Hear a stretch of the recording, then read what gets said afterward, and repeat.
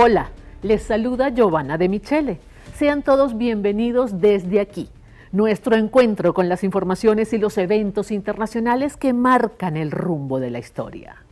Hoy vamos a conversar acerca del incremento de las tensiones entre China y Estados Unidos. Para nadie es un secreto que ha habido amenazas de parte y parte, que ha habido pronunciamientos, que ha habido un incremento importante en la tensión entre estos dos colosos de la economía e inclusive militares a nivel internacional. Vamos a escuchar este micro para ponernos un poco en ambiente de la situación.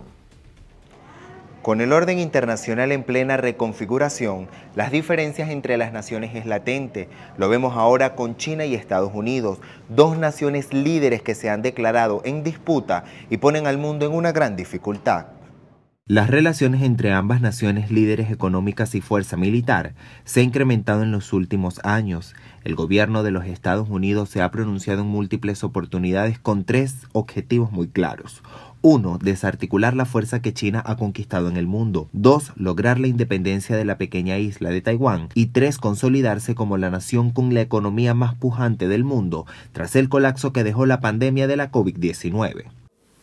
Si alguien se atreve a separar a Taiwán de China, el ejército chino no dudará en reprimir cualquier intento secesionista para salvaguardar con firmeza la soberanía nacional y la integridad territorial. Estados Unidos, en su búsqueda de alianzas comerciales, ha creado núcleos con varios países de Asia, llamándolos como el Acuerdo del Indo-Pacífico, lo que ha despertado la molestia del gigante asiático, quien alega que es solo una estrategia para contenerlos si llegase a desarrollar una guerra. Estamos modernizando nuestra alianza militar partiendo del aumento histórico de Japón en el gasto de defensa y la nueva estrategia de seguridad. Estados Unidos, miembro fundamental de la Organización del Tratado del Atlántico Norte, ha expandido las ventas de sus equipos militares como carros de combates, submarinos, aviones de guerra, buques destructores, lo que también limita significativamente la participación de China en la venta de equipos militares, al ser una nación con una destacada cuota en la exportación de armas. Las tensiones están vigentes en ambas partes. En enero, el general de la Fuerza Aérea de los Estados Unidos, Michael Meehan, en un comunicado indicó: "Mi instinto me dice que lucharemos en 2025 con China. Las elecciones presidenciales estadounidenses y taiwanesas del 2024 brindarán al gigante asiático la oportunidad de actuar". El intercambio de amenazas, los movimientos de defensa y acusaciones de ambas partes dejan un mensaje muy claro al mundo sobre las tensiones entre China y los Estados Unidos, y solo el tiempo nos dirá cuál será el desenlace. Efectivamente, las tensiones entre China y Estados Unidos son históricas, no nacieron precisamente en este momento. Sin embargo, hay que reconocer que en la era que se ha convenido en definir o en denominar como la era de la pospandemia, la tensión ha recrudecido. Las diferencias de intereses en el ámbito económico han jugado un peso importante. ¿Por qué? Porque en la era post-pandemia, todos los países, y entre ellos China y Estados Unidos, están tratando de recuperar el tiempo perdido, de recuperar el crecimiento económico que no pudieron alcanzar durante los años de pandemia. Ya eso es un elemento importante que enfrenta a los intereses de los dos países, China y Estados Unidos. Ambos se han planteado metas de crecimiento que no han podido lograr. El crecimiento económico de China durante el año 2022 fue de un 3%. El crecimiento económico de Estados Unidos durante el mismo año 2022 fue de 2.9%, muy cercano, muy parecido, y ambos se habían planteado un crecimiento por encima del 5%. Además, han tenido que combatir inflación, caída del consumo, pérdida del empleo, en fin, una serie de retos en el ámbito económico y social que los obliga a defender con mucho más vigor sus intereses particulares. China tradicionalmente ha tenido rivalidad con Estados Unidos en el ámbito económico, sobre todo en esa competencia por la búsqueda y consolidación de mercados más allá de las fronteras chinas. La consolidación de los mercados le ha dado inclusive a China en los últimos años una mayor influencia en ciertas partes del mundo. Para nadie es un secreto, por ejemplo, el incremento de la presencia china en áreas como América Latina, el incremento de la presencia china en países europeos. Nadie imaginaría, por ejemplo, la voracidad, la fuerza de la economía china, la producción china, el comercio chino en países europeos, como es el caso de Italia.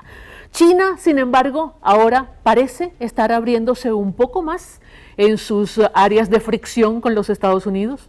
Ahora parece que está enfocándose inclusive al ámbito militar. De hecho, recientemente China anunció un incremento en su gasto de defensa, con un incremento de 7.2%, lo que la colocaría en 1.53 billones de yuanes. ¿Quiere saber cuánto es eso en dólares? Le cuento, 224.384 millones de dólares. Es lo que se propone gastar China este año en defensa, en gastos de defensa. Sin lugar a dudas, queda absolutamente claro que China percibe la posibilidad de tener que actuar inclusive en el ámbito militar para la defensa de sus intereses. Además de todo esto, no hay que olvidar que otro elemento de fricción o rivalidad es que ambos países, Estados Unidos y China, pertenecen al Consejo de Seguridad de la Organización de Naciones Unidas. Ambos países son miembros permanentes del Consejo de Seguridad de la ONU. Ambos países tienen lo que se conoce como el extraordinario poder de veto. Ninguna decisión en el Consejo de Seguridad se puede tomar si uno de los dos países, China o Estados Unidos, se opone a esa decisión. ¿Hacia dónde va la humanidad con este incremento de las tensiones y la confrontación entre Estados Unidos y China? De eso vamos a conversar hoy desde aquí.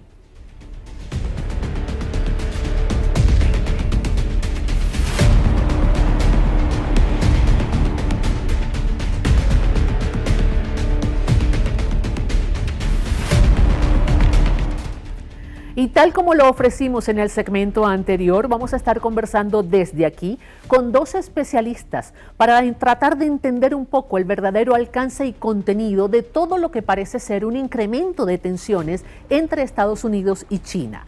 Nos acompañan vía Zoom Aribel Contreras Suárez. Ella es especialista o trabaja en el área de negocios globales en la Universidad Iberoamericana. También estará con nosotros Aitor Igartúa, quien es internacionalista. Bienvenidos, gracias por estar con nosotros. Al contrario, Giovanna, un gusto saludarte y encantada de poder estar aquí contigo y con todo tu auditorio. Gracias, muy gentil. Yo quisiera comenzar con la opinión de ustedes acerca de lo que parece ser un cambio quizás sutil, no sabría qué tan agresivo sea, en el comportamiento de China. La rivalidad entre China y Estados Unidos históricamente parecía haberse centrado en el tema económico, sobre todo en esa lucha por los mercados, por consolidar su presencia en los mercados internacionales. Sin embargo, en estos momentos pareciera que la rivalidad está traspasando a otros niveles. Vemos en China un incremento del gasto en materia de defensa. Vemos en China una actitud mucho más decidida en actuar desde el punto de vista militar para la consecución de sus intereses y sus objetivos. ¿Lo perciben ustedes de igual manera?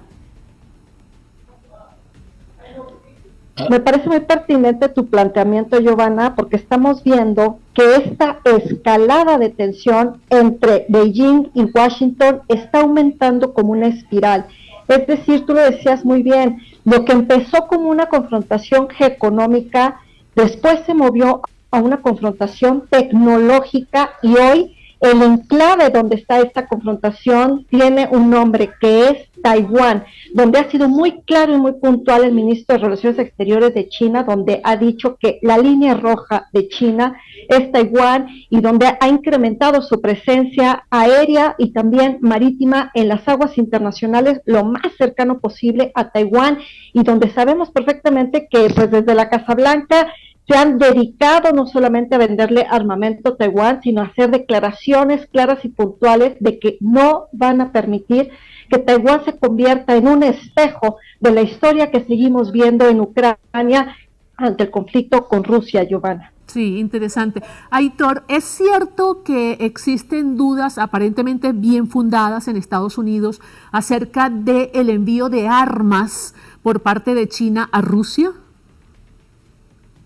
Bueno, eso es lo que se está comentando. A ver, yo estoy saliendo desde Euskal Herria, en la península ibérica, en norte de España, que digamos. Las noticias que tenemos en Europa son contradictorios. Unos dicen que están vendiendo, otros que no.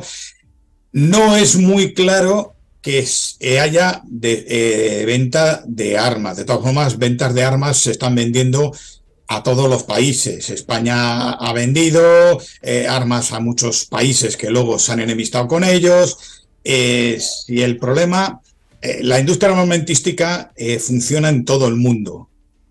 Funciona en todo el mundo y a partir de ahí, el problema no es las armas, el problema es que la libertad y el respeto internacional, que para eso está las Naciones Unidas, y el respeto internacional de no injerencia de un país con otro. Si yo creo que nos respetamos todos los países, pues no hace falta ni tener un mínimo de ejército, pero no teníamos que llegar a lo que se está llegando, que bueno, en Europa no es la primera guerra que ha habido. Ha habido también en Yugoslavia, hemos tenido la de Irak, la del Golfo Pérsico, o sea, es decir, Europa, comparando con lo que tenéis en el continente americano, pues no ha habido nada, pero en Europa sabemos lo que es esto. Y bueno, amenaza, lo vamos viendo. Desde luego sí es verdad que lo que hace falta es respeto y no meternos en injerencias. Yo así lo veo, no sé cómo lo verá la compañera Aribel y la presentadora. Yo, desde Euskal Herria, eso es lo que yo veo.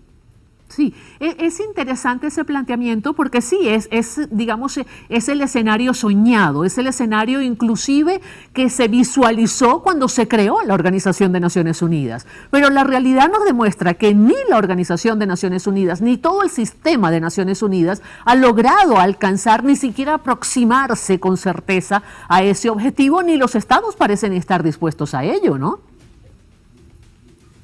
A ver. Por supuesto, Giovanna. Perdón, adelante. No, Aribel, que encima hoy es su día.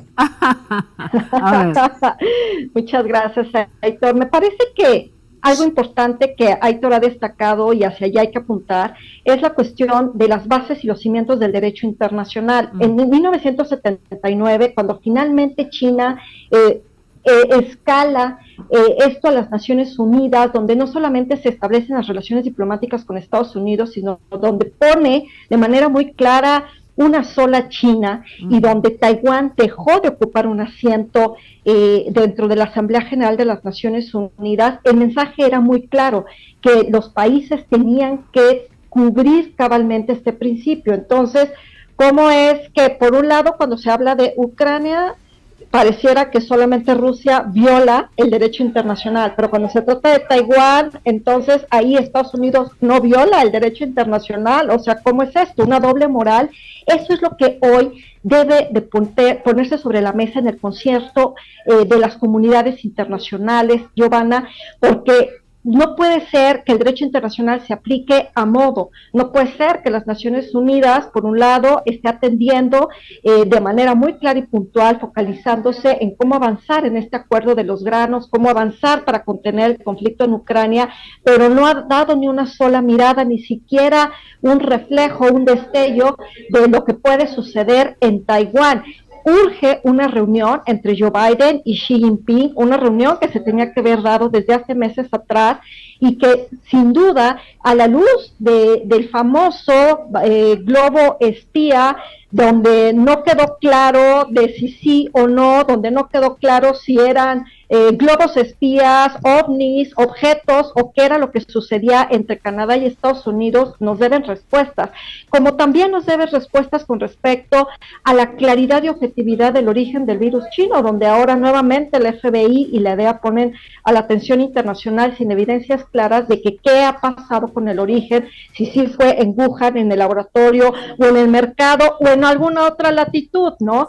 Entonces, hoy también creo yo, Giovanna, que estamos viendo que hay una poca credibilidad hacia los organismos internacionales, y esto es muy preocupante, porque ya no le creemos a la Organización Mundial de la Salud, porque al día de hoy, después de 3 años de pandemia, no nos ha dicho qué pasó con el origen del virus, pero tampoco vemos un botón accionador donde en verdad prevalezcan los buenos oficios, la diplomacia, para poder resolver los 16 conflictos que están a nivel internacional.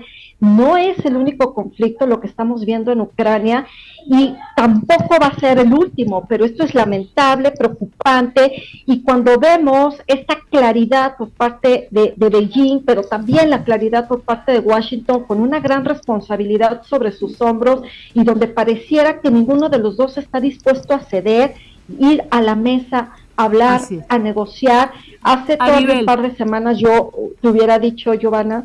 Sí, Aribel, perdón que te interrumpa, pero dijiste algo que me hizo engancharme un poco, ¿no?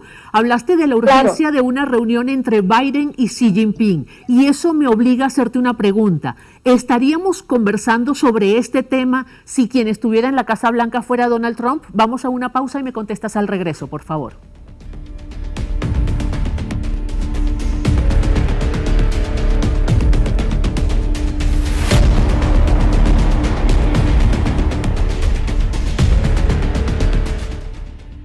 Seguimos desde aquí hoy conversando acerca de este incremento de tensiones entre China y Estados Unidos.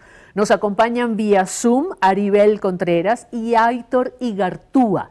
Y habíamos dejado una interrogante en el aire porque nuestra invitada Aribel Contreras decía que era imprescindible, necesario, una reunión urgente entre Joe Biden, presidente de Estados Unidos, y Xi Jinping, la máxima autoridad de China. Y la pregunta era si estuviéramos abordando este tema en caso de que quien estuviera en la Casa Blanca fuera Donald Trump y no Joe Biden.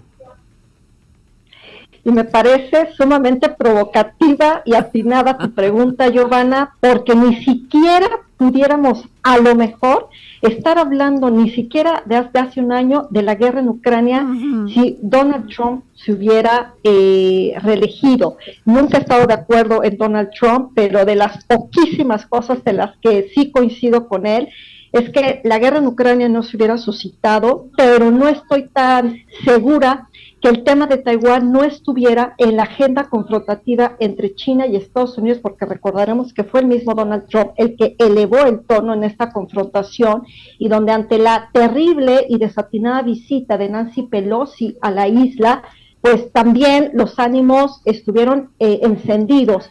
Hoy lo preocupante es que de igual manera el presidente de la Cámara de los Representantes en Estados Unidos ha dicho que él va a recibir a la presidenta de Taiwán en territorio estadounidense, y donde no sabemos si estas líneas delgadas de confrontación, de narrativas, de ciberguerras, de amenazas, pudiera irse a un tono bélico. Yo espero que no, pero sin duda hoy el panorama sería diferente si Donald Trump estuviera en la Casa Blanca, y esto muy posiblemente le va a costar, Giovanna, a los demócratas perder la presidencia en el año 2024. Sí, a ver, no cabe duda que este tema de Taiwán ha estado sobre la mesa desde hace muchísimos años. No es que se puso sobre la mesa después que llegó Joe Biden a la Casa Blanca. El tema ha estado ahí, inclusive estaba el tema allí cuando Donald Trump era el presidente de los Estados Unidos. No cabe la menor duda que ha sido así. Pero ahora mi pregunta es para Aitor. ¿No será de alguna manera la respuesta que ha habido por parte de instancias como Naciones Unidas, por parte de la comunidad internacional como un todo, ante la crisis en Ucrania, lo que pudiera estar motivando a China para actuar en el caso de Taiwán?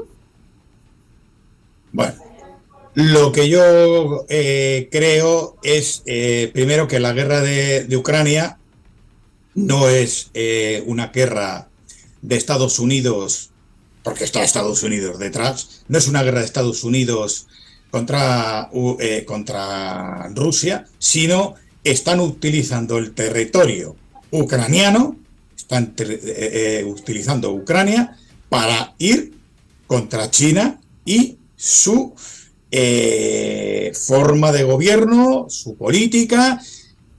Así se ve por Europa, lo que están detrás es de utilizar Ucrania para desestabilizar, para ir contra, en este caso, China, porque contra Rusia los dos no se van a pegar en la vida.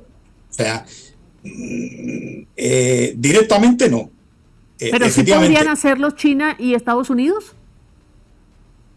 Sí, yo estoy segurísimo, porque todo se está viendo en Europa como que puede haber eso. Puede haber eso, porque como ha dicho Aribel, y lo ha dicho usted misma, Giovanna, de que en el momento que fue la presidenta Pelosi, la política Pelosi de Estados Unidos allí, hubo problemas. Entonces, ya fueron a tocar las narices, como digo yo, a molestar, a lo que he dicho desde el principio, de no respetar los territorios. No respetar, pero no se han respetado en la vida. Yo ¿Y la voluntad de los taiwaneses no cuenta en todo este asunto? Sí, claro, pero pero si vamos ahí nos pasa lo mismo en España con Euskal Herria y Cataluña. No se respeta la voluntad del pueblo vasco o del pueblo catalán, por ejemplo, o no se respeta otros muchos países. De hecho, desde aquí yo no quiero desviar las cosas hacia mi terreno, pero el pueblo de los pueblos más antiguos que hay en Europa, con un idioma súper antiguo, es el de los vascones, es el euskera, y sin embargo nos tiene machacado España, el Reino de España. Que bueno, a ver si aprendemos de Latinoamérica, que les mandasteis a hacer gárgaras, pero aquí no se respeta. A ver, ¿consideran ustedes entonces que es cierta la rivalidad y el incremento de tensiones entre China y Estados Unidos y no es solamente una suerte, digamos, de amague, de fanfarronería para consolidar una nueva estructura del sistema internacional donde exista un polo en el que China tenga un rol predominante y el otro en el que Estados Unidos siga teniendo su rol predominante? ¿Es más que eso? ¿Existe realmente una verdadera hipótesis de conflicto entre China y Estados Unidos desde su óptica?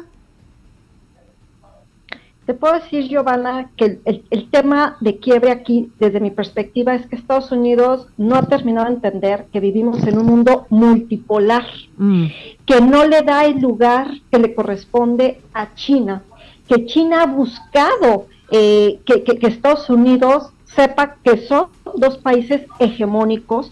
Y lo mismo sucedió con Rusia. Rusia se quiso hacer notar en el sentido de que no nada más es una potencia nuclear, que aunque en términos económicos ocupa el lugar 11, China el lugar número 2, digamos, esta coyuntura actual no es un mundo unipolar y desde esa perspectiva es muy complicado que entonces podamos convivir entre todos los países cuando tenemos esta confrontación económica, tecnológica, pero también una confrontación de narrativas, donde lo decía muy bien el mismo Xi Jinping, ¿no? China no es el enemigo del mundo, como tampoco el bueno de la historia es Estados Unidos. O sea, esta historia que estamos viviendo no se trata de buenos y malos, sino cómo lograr una cordial convivencia, abonando a lo que está. Nunca Estados Unidos va a lograr que China piense y viceversa. No se trata de convencer al otro, se trata de una relación de aprender a convivir. Relación cordial, exactamente. Gracias, Aribel Contreras, gracias, Aitor Igartúa. Mis conclusiones con relación a este tema. Las relaciones internacionales son una puja constante entre la norma y el poder. De lo que se trata en la interacción entre los estados es de ver en qué momento se impone la norma, como la capacidad y las decisiones para limitar el ejercicio del poder y en qué circunstancias se impone el poder como el arma que permite definir la norma a favor de un interesado. En este momento, el mundo se está jugando la redefinición de los grandes centros de poder a nivel mundial y quienes están bien posicionados no aceptan el surgimiento de otros centros de poder. Será hasta una próxima entrega desde aquí,